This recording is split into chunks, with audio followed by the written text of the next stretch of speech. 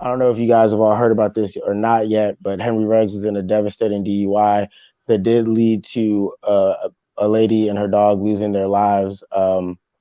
So let's talk about what this obviously is going to mean for Ruggs' career, and what this could also mean, or impact this could have on the Raiders' season. I'm gonna start with you, Bryce. What do you think this is going to mean for Ruggs' career, and how is this going to affect the Raiders going down the road? Definitely a derailing of Ruggs' promising career, man. I think Ruggs came into the league with with loads of potential. You know, one of the fastest college players we've seen in some time. I'm not just talking 40 time. I'm talking on field speed. You know, there's a difference between the 40 time and the on field speed. And we saw plenty of times at Alabama that Ruggs had game changing speed. I don't think he really ever got a chance to truly shine in the league yet. I mean, don't get me wrong, he's shown flashes, but he has not been the guy that we expected yet. But you still saw the flashes, so you knew he was eventually going to develop. Definitely unfortunate occurrence. And you know, I got a lot to say about honesty because first off, we know no one should be drinking and driving. I think if we're all being honest, if everybody's being completely honest, there's probably not one person that drinks that's never got behind the wheel after a drink, right? But in that same token, you have to be able to one, know your limits, and two, understand the circumstances each time you drink. And I mean, for Henry Ruggs, there's really no excuse where if you're super, you toe up, you super lit, like it's no excuse for not calling the Uber. It's no excuse for not walking, not getting a hotel where you at. You in Vegas, you on the strip. Get a hotel where you at and, handle your business the next morning.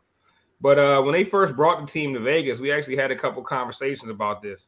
And they don't call Vegas Sin City for nothing. You know what I mean? Like, this is going to end up being problematic for that team.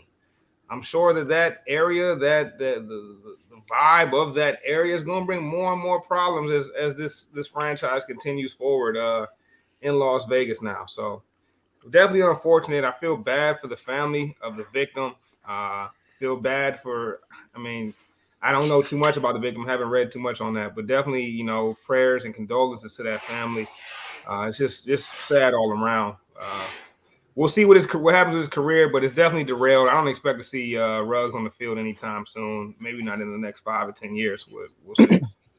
Yeah, you definitely bring up a good point about the Uber. In today's world with Uber, Lyft, we're all young men. We've all gone out and had drinks. There's really just no excuse or no reason to be drinking and driving.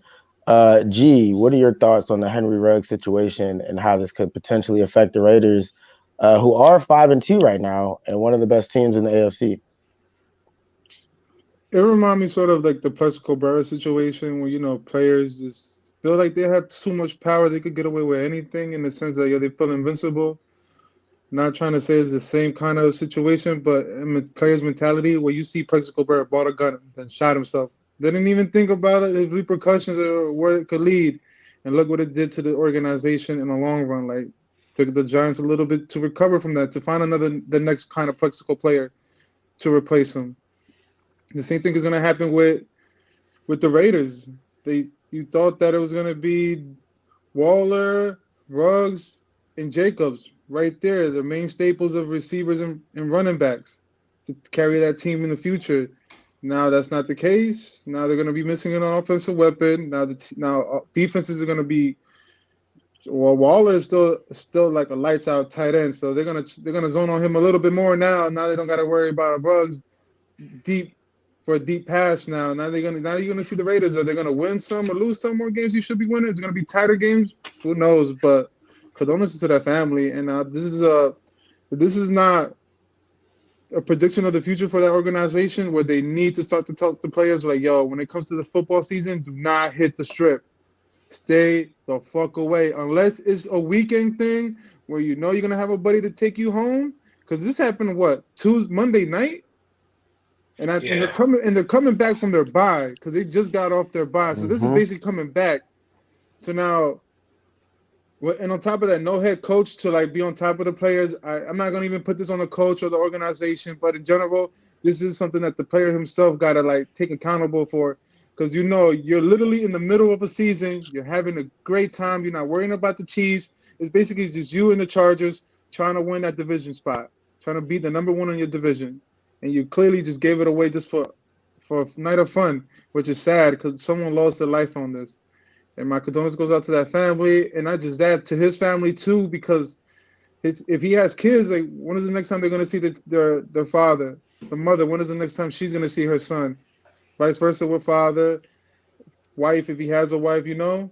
And this is gonna be a journey that he has to reflect on himself. And my condolences to anybody who has to suffer any kind of drunk driver, whether it's the driver's family or the victim himself, when it comes to this kind of situation.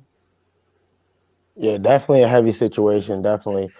Scruff, man. Let's hear your thoughts on the Henry Ruggs situation. Yeah, this is this one hits kind of close for me. I see it on all angles, man. I think Bryce had said something along the lines of he's going to have to live with that decision, and ultimately he will. Every man and woman, human being on this earth has to deal with the repercussions of their decisions, and it's one of those situations where a decision is made, and it's a irreversible decision for that woman's life. I didn't know a canine was involved. That's news to me.